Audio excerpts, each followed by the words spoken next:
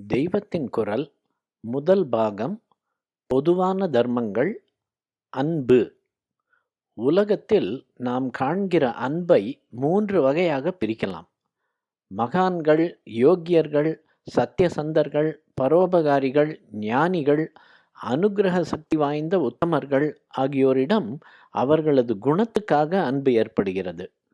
பந்துக்களுடனும் சிநேகிதர்களுடனும் சேர்ந்து பழகுவதால் அவர்களிடம் ஒருவித அன்பு உண்டாகிறது. 3வது, ஒரு காரியத்துக்காக, லாபத்துக்காக சிலரிடம் அன்பு வைக்கிறோம். உதாரணமாக, வியாபாரத்தில் சகாயம் செய்வார் என்பதற்காக ஒரு தனிகரிடம் அன்பு பாராட்டுகிறோம். சம்பளம் கொடுக்கிறார் என்பதால் எஜமானரிடம் அன்பாக இருக்கிறோம். இந்த மூவகை அன்பும் உண்மையானதல்ல, சாஸ்வதமானதல்ல. எஜமானர் "நீ போய்விடு" என்றால் உடனேயே நம் அன்பும் போய்விடும். பழகினவர்கள் தூரதேசம் போனாலோ, காலகதி அடைந்தாலோ, வேறு விதத்தில் அவர்களுடன் பழக்கம் போய்விட்டாலோ நாளடைவில் அன்பும் போய்விடுகிறது.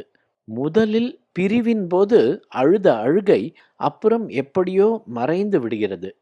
உண்மையான அன்பானால் அந்த அழுகை என்றைக்கும் அப்படியே தான் இருக்க வேண்டும். உத்தம புருஷர்களான மகான்களிடம் வைக்கும் அன்பு கூட நிரந்தரமில்லைதான். மகான்களிடம் உத்தம குணம் குறைந்தால் அல்லது குறைந்ததாக நமக்கு தோன்றினாலே போதும், அவரிடம் வைத்த அன்பும் குறைந்து விடுகிறது. மூவகை அன்பும் காரணத்தால் ஏற்பட்டது. எனவேதான் அவை நிரந்தரமாக இருக்கவில்லை. உத்தம புருஷர்களிடம் இன்ன குணம் இருக்கிறது என்பதால் அந்த குணத்தை காரணமாக கொண்டே அன்பு வைக்கிறோம். அதோடு அவர்கள் நம்மை உத்தாரணம் செய்வார்கள், உய்விப்பார்கள் என்ற சுய காரியமும் உள்ளூர இருக்கவே செய்யும். இப்படியெல்லாம் எக்காரணமும் வியாஜமும் இன்றி பிரியமாக இருப்பதுதான் உண்மை அன்பு. ஒருவர் நம்மிடம் நெருங்கி பழகாவிட்டாலும் சரி, அவருக்கு ஆத்ம குணங்களும் அனுக்கிரக சக்தியும் இல்லாவிட்டாலும் சரி, அப்போதும் நாம் அவரிடம் மாறாத அன்பு வைத்தால் அதுவே உண்மையான அன்பு. அப்படிப்பட்ட அன்பு யாருக்காவது இருக்கிறதா? ஒரே ஒருவருக்கு இருக்கிறது.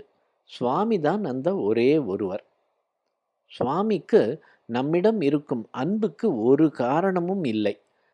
காரணத்தை அவர் பாராட்டுவதாக இருந்தால் நமக்கு ஒருவேளை சோறு கூட போட மாட்டார். நம் பிழைகளை எல்லாம் பொறுத்து கொண்டு நம்மை இந்த மட்டும் காப்பாற்றுபவர் அன்பு மயமான பரமேஸ்வரனே. இந்த பரமசிவ அன்பின் திரிபே உலகில் காணும் 3 வகை அன்புகளும். அந்த காரணமற்ற பரமசிவ அன்பை நாமும் அபியசிக்க வேண்டும்.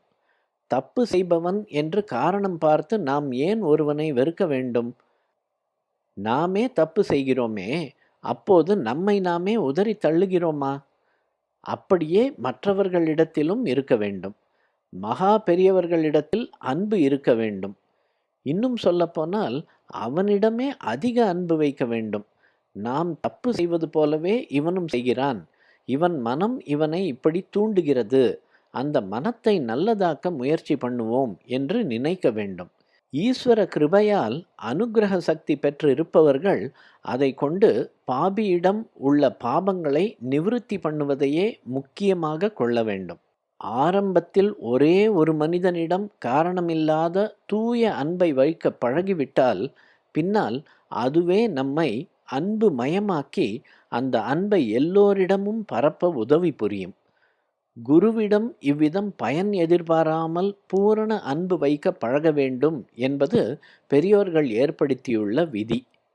குருவிடம் காரணம் பார்க்காமல், வியாஜம் இல்லாமல் அன்பு செலுத்த ஆரம்பிக்க வேண்டும். பின்பு அந்த அன்பு தருகிற ஆனந்தத்தில் பழகி பழகி லோகம் முழுவதும் குருவாக நினைத்து சமஸ்த பிராணிகளிடமும் காரணமில்லாத சமமான அன்பு செலுத்த வேண்டும்.